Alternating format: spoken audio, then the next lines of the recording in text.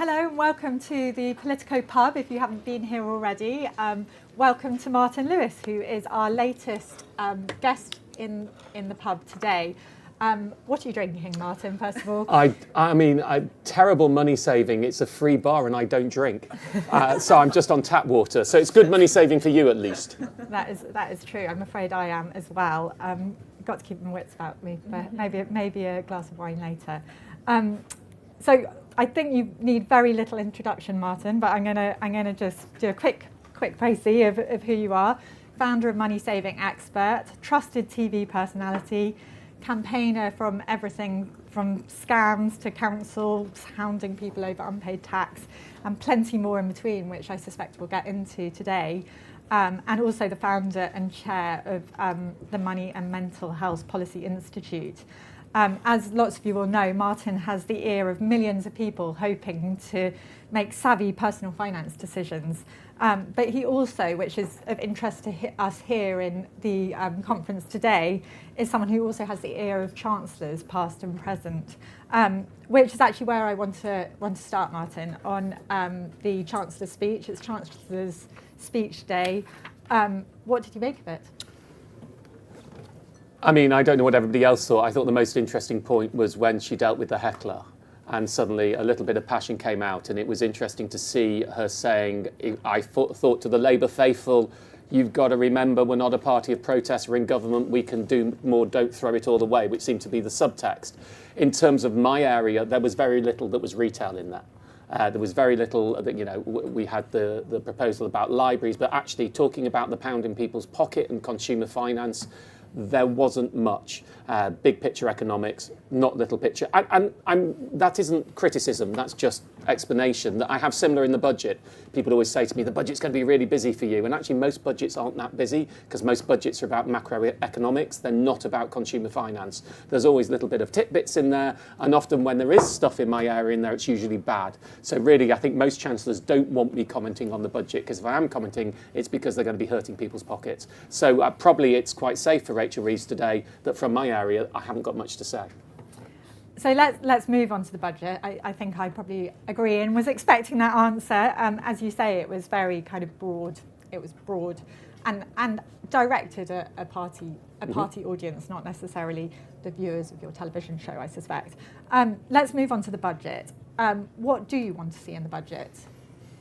So I think it's worth me declaring at the start the way I do my campaigning and my focus. I've learnt for a very long time, keep it narrow on the topic. If you want to have influence in a certain area that you're known for. And then there are two main things that I have the ability to do. One is to shine a spotlight on issues where there is not currently a spotlight, because I'm fortunate enough to have a lot of reach. And two is to talk about systemic problems that are not designed. So what I mean by that is when we find something in the system that isn't working for people and it isn't deliberately not working for people. So if I were to go to the public right now and say, what would you most like me to try and campaign on with the Chancellor? They would say fiscal drag. Now, I can't shine a spotlight on fiscal drag because everybody in the political world, most of the news stories and quite a lot of the public now know what fiscal drag means and they don't think it's rouge on the Chancellor's cheeks. The second point is it a systemic undesigned problem? No, it's an absolutely deliberate thing to take extra tax from the public by stealth. Would it be great to get rid of it for the public? Of course it would be. I mean, the talk about whether it's extended to 2030, I find slightly depressing because there'll be a new government in by then. That's just the fact that our whole economics is based on something that may or may not happen when the new government comes into place that's announced now, so the Office of Budget Responsibility can predict it in future, the system isn't working when you have to make announcements that won't really have any practical impact in future years' time in order to get the books to balance to make some form of, deliberate performative judgment. So my stuff is all about, and I'll just give a slight subtext while I'm going off on one. I remain strictly apolitical. My biggest disappointment with this government, and I could have said it to previous governments too, we are in a really tough economic spot. There's a lot of anger and there's a lot of unhappiness out there. Now, if I had been advising the government when it came into power, I would have said, find 100 small things to do that piss people off that you can fix, and they can see that you have fixed them. because you're not going to be able to fix we haven't got enough houses, we need to turn the economy around, we need to get more growth. You're not going to be able to fix that in a year. But you have to be able to say, here's what we've done. And Rachel Reeves did try and do some of that in her speech today.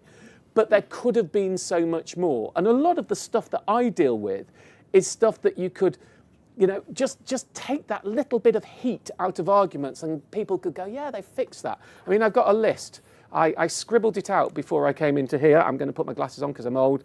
I mean, we've got energy bills, standing charges and smart meters aren't working. We've got council tax, communicate SMI better, the way debt collecting works, the fact that rebanding you can't appeal within 6 months.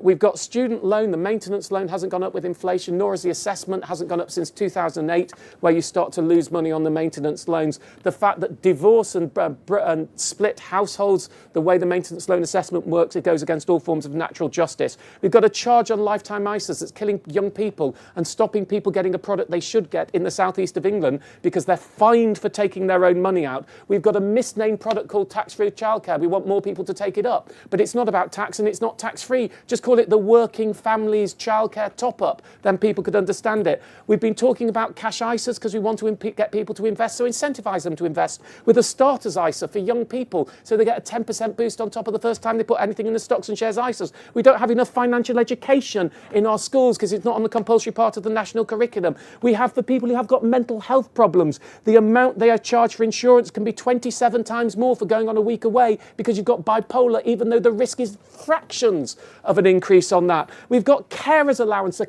cliff edge benefit for some of the people who are saving our country the most amount of money because they are caring and taking off the burden that many on the NHS and the care system, and yet they earn a penny over the limit and they lose the money and it's clawed back. It is totally unfair. We shouldn't have cliff edges in benefit systems. That's what I scribbled down before I came here. If we'd fixed all of those right now, the government would be ahead in the polls.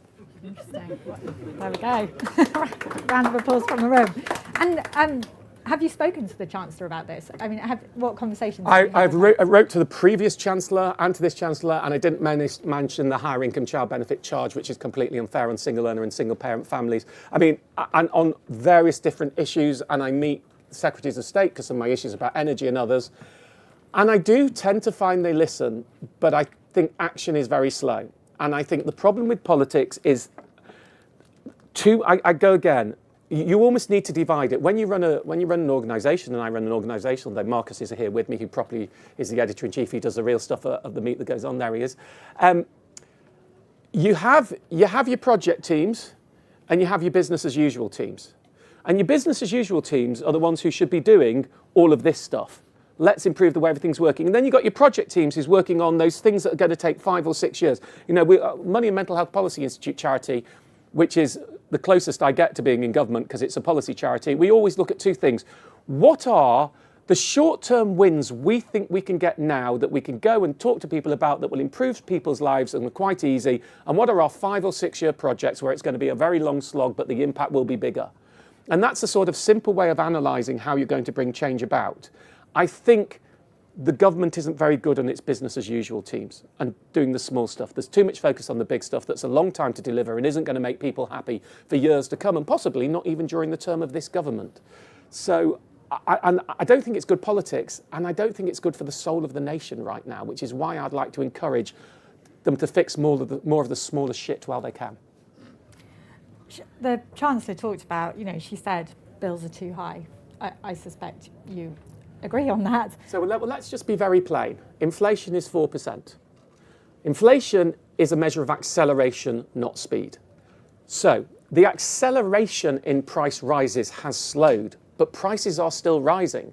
And that 4% is on top of the 13%, on top, and people's minds don't adjust to the prices, and wages haven't fully caught back up yet with the rise that we have had in inflation. So while inflation is less, when people go into the shops and they see the price of things, they are still shocked and they don't know how they're going to afford it. And it is a real penalty on many, using the jargon, working people. And I think we cannot get back. Lower inflation does not mean lower prices. It just means prices aren't going up as quickly. And I know everybody in the room knows that, but I think we need to say it out loud so we understand what we're actually telling the public. It's getting worse, but less quickly. Woohoo! Yeah, I mean, so you reeled off that list of things, and we all agree that bills are too high. But what would you see as their plan to get them down? I mean, those things aren't going to necessarily I think we'll bring have to ask them, not me. You don't have things that you are talking to her about that you think this is more. Well, and I think you're focusing very much on the Chancellor. The Chancellor is not in charge. He is not the direct minister in charge of many of these things.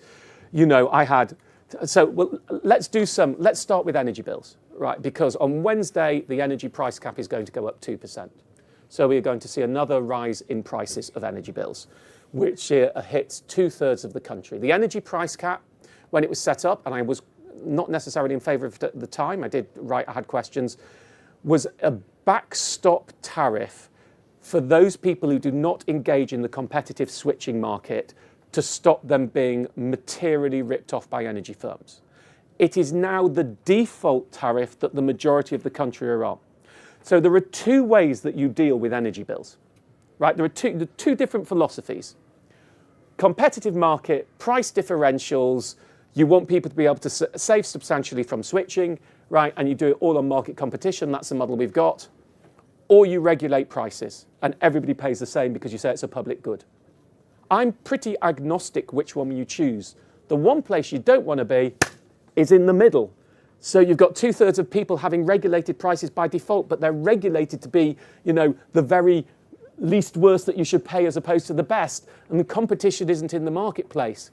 And so we have a price cap that's going to go up. I question whether the mechanism is right, that we're basing it on European gas prices. I don't think that's particularly good for anybody, and that means prices are too high. It's got a time lag, so that even though wholesale rates have dropped in the last couple of weeks, because this is based on wholesale rates from, mid-May to mid-August, because there's a time lag on the assessment period of the price cap, wholesale rates go down at the point that the price cap is going to go up.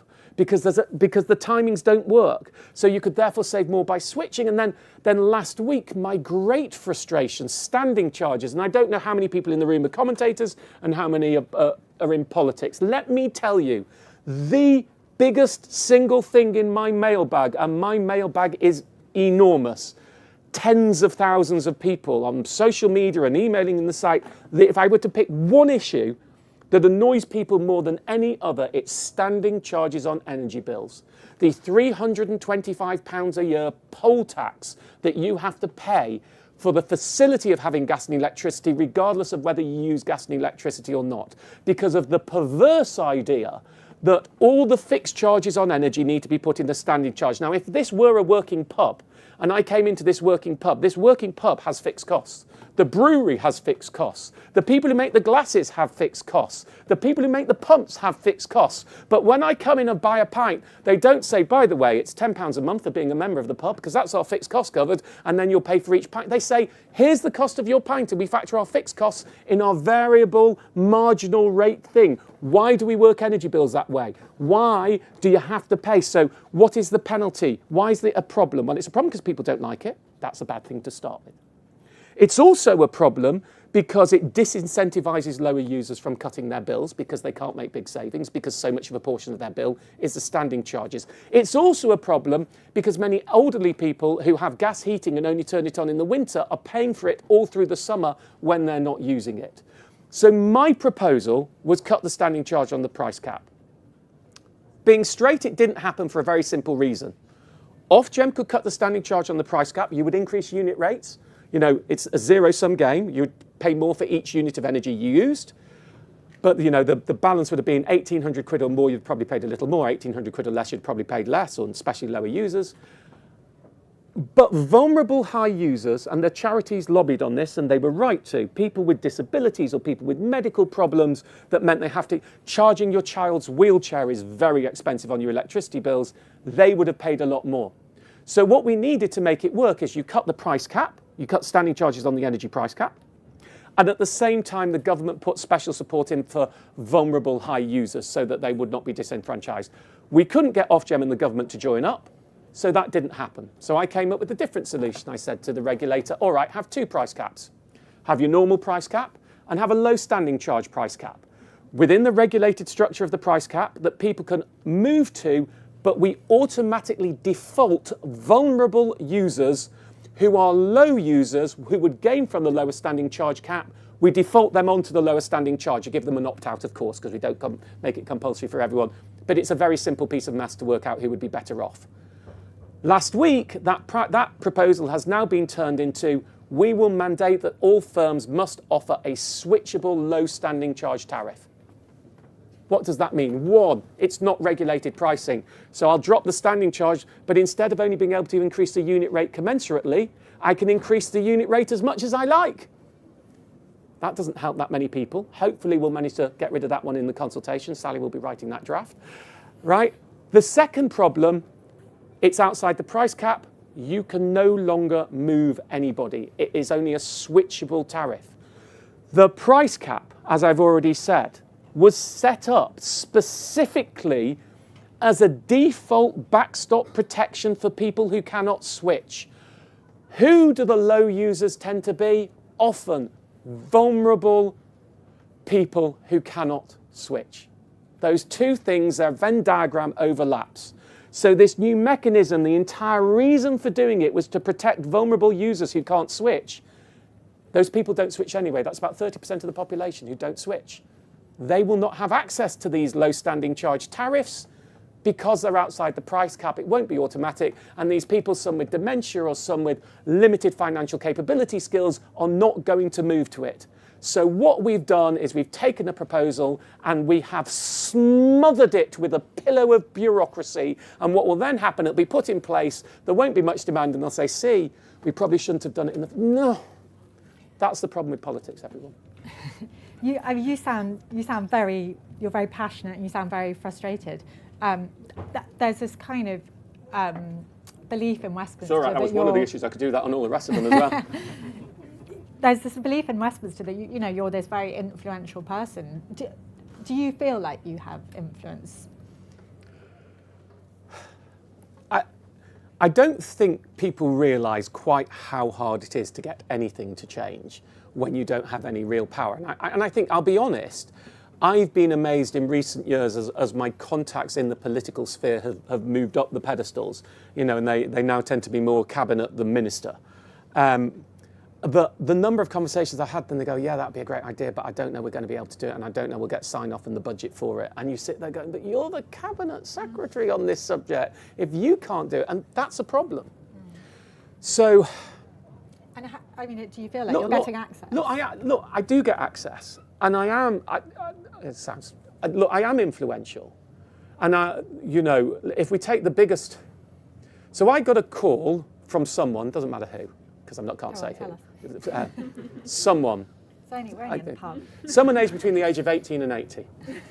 There we are, and on the morning of the winter fuel payment allowance, and I'll tell you how the conversation went. I went, what? You're not. You are? Oh God, please don't. And I said, look. This was the initial. This was the first announcement. Yeah. And I said, hold on. You've just come in the power. The last thing, I'm apolitical. I do not want to oppose governments. I want to encourage good governance. I don't want to oppose anybody, right? I was like, I'm gonna have to come out, and I'm gonna have to go ballistic. This is a 10 out of 10.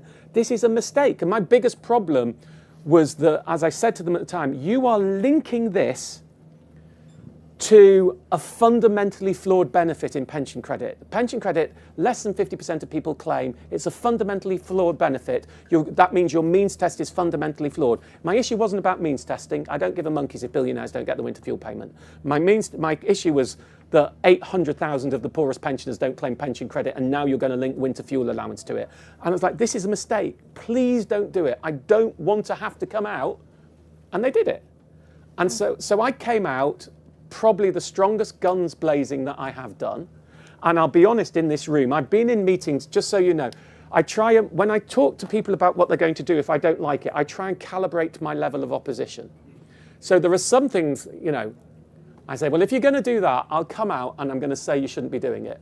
But I'll probably only do that once or twice and we'll move on, because I don't like it, but it's not the big... But if you do that, I'm going to be saying you shouldn't be doing it every day. And winter fuel payment was, I'm going to be saying you shouldn't be doing it every day, because this is such a devastating impact on people, and the worst people, and it's... And so, you know, and then I did that, and the government, in its first action, the people it set itself up in opposition to were Martin Lewis, sorry for self-aggrandising, citizens' advice, and which? I mean, what are you doing? Is that what a Labour government wants its opposition to be when it comes in with a new policy? And I just think there isn't enough listening. I've just had a chat with a cabinet minister just before I got here. And they talked about something I was thinking of doing. And I said, look, come and talk. Let me know what you're doing before you get to the final, because it's something really in. And the last 3 governments who've tried to do something similar, they've all got it wrong and they've all flopped. And I haven't been able to support any of it. Although the idea they're trying to, I'm sorry for talking in riddles. The idea of what they're trying to do is a good... Specifics, Martin. Yeah, but the idea of what they're trying to do is a good thing. But the way it's always been implemented is a bad thing. And I said, just come and talk to us. We've had to squash 3 of these in the past. It's not that difficult. Come and talk to us not a week before you're about to announce it. And then it's going to happen. Come and talk to us 2 or 3 months before, and we'll see if we can feed into the process and make it a little better. But winter fuel payment, I think, is a totemic example of misjudging, getting your audience wrong, and not realising the level of opposition. My problem is we should have seen some stuff that worked. I'll be honest, the best meeting I've had was, and the person who listened the best and got action straight away, and it was wonderful, was Angela Rayner. Right, I went in for a meeting with Angela Rayner, had a list of things that needed to be done on council tax. The first of all was debt collection, council tax debt collection, and I went in with both money and mental health and money saving expert hats on. Council tax debt collection, for those who don't know, is the most pernicious and damaging form of debt collection in the country. There are no legal lenders who are anything close to as vicious, as rapid, and as financially damaging as debt collectors as councils. And it's not all councils, but it's about 85% of them. Let's just put this in perspective, and that's what I explained to the former Deputy Prime Minister. If I go into debt on my council tax, 3 weeks later, if I miss a payment, 3 weeks later, I will get a letter saying from most councils, you no longer need to pay for the month, you must now pay for the whole year. 3 weeks.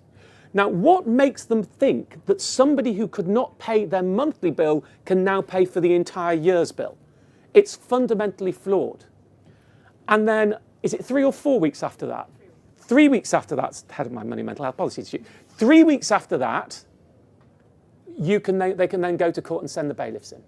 So 6 weeks from missing a month, you've got bailiffs for a year.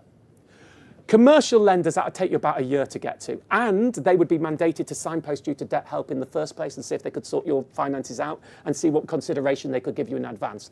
Council constituents treated far worse than consumers. Last week, Wales said it's going to extend it to 63 days rather than the 3 weeks. It's changed the policy for the country after the lobbying we've done on it, if I'm allowed to call it lobbying.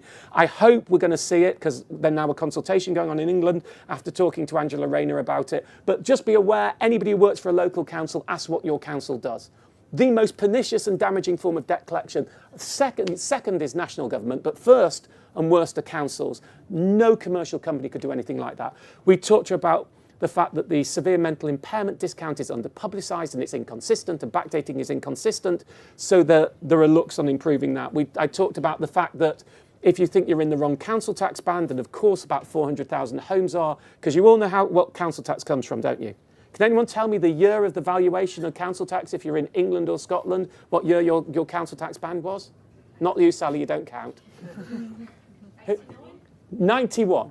89 was when we got rid of, was the rateable variation for water bills. So, your council tax band is based, no exaggeration, on a stopgap second gear valuation done in 1991, literally.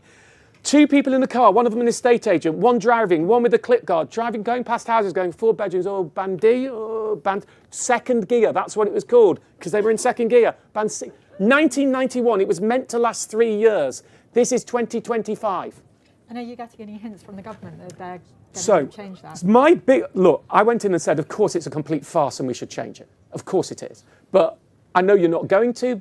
So at least what I want is you to get rid of the 6-month rule that says you can only challenge it in the first 6 months of moving into a property. And I think we're going to get that. However, I actually think there are subtle moves on this. As well as the personal problem with council tax, i.e. it's just wrong, there is a principal problem here. that house prices have moved differently in different parts of the country. And, you know, the southeast over the last 30 years has had a massive acceleration. But the bandings are still based on your 1990. Literally, you go back and it's what your house, you have to recalculate what your house was worth in 1991. And that has led to a real inequality problem. Now, there's a push around in various places for a wealth tax, not something I get involved in one way or the other. But it seems to me, rather than reinventing wealth taxes, we do have a wealth tax. It's called council tax. And I think, you know, there are people in very large houses, I live in a very large house, who, you know, I happen to live in Westminster. I pay less council tax than someone in Newcastle, in a house that's worth a lot less than me. I don't think that's fair, personally, right? And so actually, if you're going to start looking at this, there's a fairness question. There's two things you could do on rebanding council tax. One is you could just say, we'll keep it on 1991 prices. It would drive me mad, but let's do it. But let's just make sure there's a proper valuation done and we're not still reliant on the 400,000 errors that were made in 1991. The second thing you could do is you could say, well, let's actually reband based on current prices, accept the shift that's happened to council tax. Now, look, the problem with that, loads of people will win. Hey, loads of people will lose. Boo. And it will be very unpopular with many people. But I think Andy Burnham has mentioned this recently, which shows to me there's been a shift. And I think certainly, I need to phrase this carefully because I know that some of the clickbait tabloids will pick this up the wrong way. I'm not advocating this because it's outside of my area. However, if you were going to do a wealth tax and you wanted to do a wealth tax, it seems the least worst way of doing a wealth tax that was most effective would be to use one that we already have and make it a little bit more effective to work, rather than bringing in a new one. And you'd probably get less people leaving the country if you did it that way. But having said that, it's outside my area. I'm not advocating it. It's just saying that if that's what I was tasked to do, that would probably be the way I would do it. Does that make sense? You heard the caveats, didn't you? I hope the Cabinet's listening. We've only got a few minutes left. I'm just going to get in one more quick political question and then I'm going to open it up to the floor. Reform. What would you like me to reform? Have you given a thought to what a reform government might do for people's personal finances?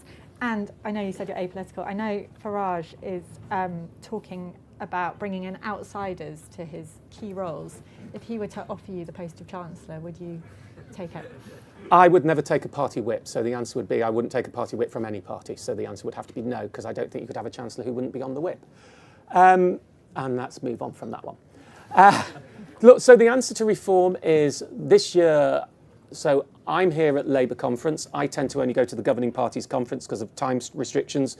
My team try and go to other conferences. For the first time this year, someone from the money saving expert team went to the reform conference and had some good conversations there.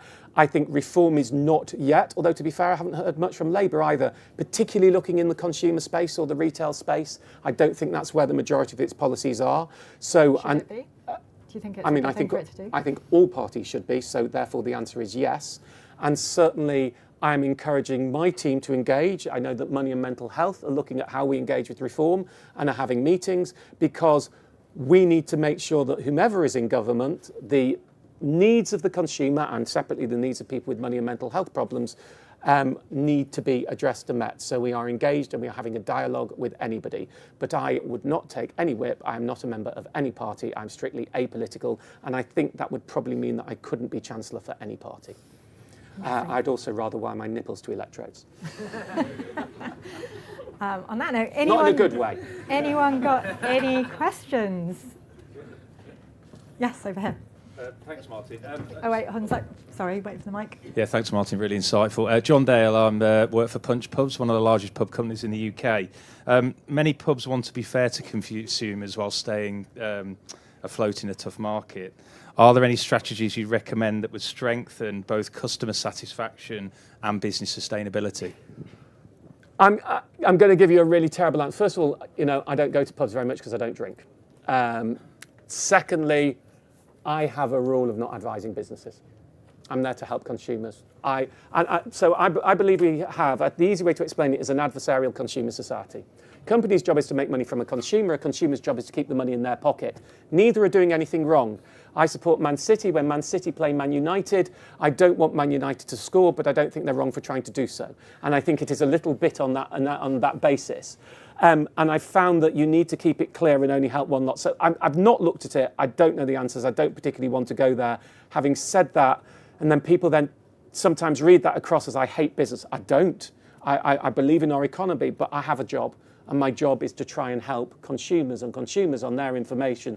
Nothing I ever do is ever to hurt business, but it is always to help consumers. Sometimes there's a conflict in the two, and my role is always to side with consumers. So sorry I can't give you anything more practical. Apologies. Take one more question if anyone has one. Let's see. Yeah, we'll just wait for the mic to come over. Chap at the back by the bar, so at least we're doing something. Yeah. What do you think of our pub while the mic's going? Great. I spent most of my time in here, actually. Excellent. So you hear that? You mentioned there wasn't much in the budget today from a retail, from a customer perspective. They have looked at things like lifetime ISAs and ISAs. There was a lot of speculation before the Mansion House. Do you think that's something they'll look at again coming into the budget? And if so, what sort of things would you be talking to them about in that space? So we have a new Economic Secretary to the Treasury who I haven't had a formal meeting with yet, which I would like to discuss this with her. So the proposal was to reduce the cash ISA limit. And when I went into meetings on it, I was told robustly that was not to raise revenue, it was to encourage investing. So my response was, that will not work. And therefore it is a flawed policy. If you were telling me it was to raise revenue, I would think it was a policy that would work. But you're telling me it isn't, it's flawed. If you reduce the cash ISA limit, what you'll have is many, especially older people, paying more tax on their savings. This is like ducks and chalk, investing and savings to older people. They're just not the same thing. So if you want to encourage investing, go with the carrot approach. The proposal I've suggested to them, and I do think, and actually I should say, I take a little bit of the blame for our lack of investment culture. Because investing is regulated, so I can't talk about it, and you can't talk about it on telly, and you can't advise it. I always talk savings, and people have read that as me being anti-investing, although personally I do invest. I'm just not a qualified or regulated investment advisor, so I don't talk about it. And that lack of that has made many people think that I'm telling them to save, not to invest. No, I'm just only talking about savings. So I'm actually this year have changed and talk about investing a lot more in the generic sense of saying, if you're putting money in a junior ISA for your child at the age of 1, it's got 18 years, invest it, don't save it. It's going to outperform over the long term. So my idea on ISAs is, I mentioned it earlier, starter investment ISA. So if you are you take the similar rules to the lifetime ISA, which is somebody aged 18 to 40 when they open it. If you've never invested before and you haven't had an investment account, for the first, say, £2,000 you put in, you will get from the state, none of these are fact-check the numbers, so that the metrics are irrelevant. You'll get a 10% boost. So you put up to £2,000 in, you'll have £2,200 invested in a tax-free ISA. And you would be able to do that. I think it could be funded by the investment industry. They often do similar things themselves. It could be maybe part funded with the government. And that way you'll start to educate people about investing. They'll have a win that means someone like me could go out saying, this is a no-brainer, go and do it in the first place. And maybe once they've done that for 3 or 4 years and go, wow, my investments have outperformed my savings, hopefully, as long as the market doesn't crash, then they might start to invest more. And I think that type of carrot approach rather than the stick approach would be far better. And we could start getting more young people investing. In terms of the lifetime ISA, I met Jeremy Hunt twice on it. He promised me to do it in the next budget, but he didn't get in. I've written to the Chancellor about it. She has not responded in a formal way, but I don't believe they'll change it. The lifetime ISA is an abomination, right? It's a great product, but it is broken. The way it works with retirement savings doesn't work. But the big one, let's just explain it. Let's get it so everybody understands it. If I save in a lifetime ISA, I get a 25% boost on my savings when I buy a first-time property. The first-time property has to be priced under £450,000. So if I do what the government has said, put my money in a lifetime ISA to save to buy my first property, unfortunately house price inflation now means the property I want costs £451,000. It's not an eligible property. If I would like to get the money out of my lifetime ISA to use towards my deposit, because I've used the vehicle you encourage me to save, I pay a 25% penalty. Unfortunately, 25% on and 25% off are not the same. 25% on is on a smaller figure than 25% off a bigger figure. It means you end up with 6.25% less than you put in. In other words, you put in £10,000 into a lifetime ISA, you take it out to buy a slightly bigger house, you're only getting back £9,375. The government is keeping £625 of your money. We're fining our young people to have access to their money to use it to buy a first-time property, which is what we told them to put the money in the product in the first place for. It's an absolute abomination. And all I'm suggesting is if you're buying a first-time property and it's over the threshold, then you just make the penalty 20%, because 25% on and 20% off means you get back what you put in. So if you take it out for any other reason, yes, you can have your fine because you weren't meant to be doing it for that. But if you are doing it for what the government wants you to do it for, which is buying a first-time property, you should not have to pay the government a fine. And the problem with it isn't just that people in the southeast of England get penalised, more and more of them. It's that all those risk-averse young people that I have to caveat when they get a lifetime ISA, I can't say it's a no-brainer as long as you buy a property. I have to do all these ifs and buts, don't get it. And the most risk-averse, who tend to come from the poorest backgrounds, are the ones who get them least. And therefore, there is a whole social inequality over having that penalty on it. And it would be rounding errors of government gardening budgets to fix it. And yet we still haven't fixed it. I go back, these are the frustrations in politics. These are the things that any government should be fixing and triumphing and saying, we're going to fix the small things while we work on the big ones. That's what I'd like to see. On that note, and that sage advice for the Chancellor, I'm afraid I'm going to have to call last orders on this. But we could have gone on and on and on. We've got. I certainly can. We've got Sam and Anne coming in for Politics and Sam and Anne's at 4 o'clock. They're going to be speaking to Patrick English from YouGov. So stick around for that. Get yourself a drink. And thank you very much for coming. And thank you so much, Martin Lewis.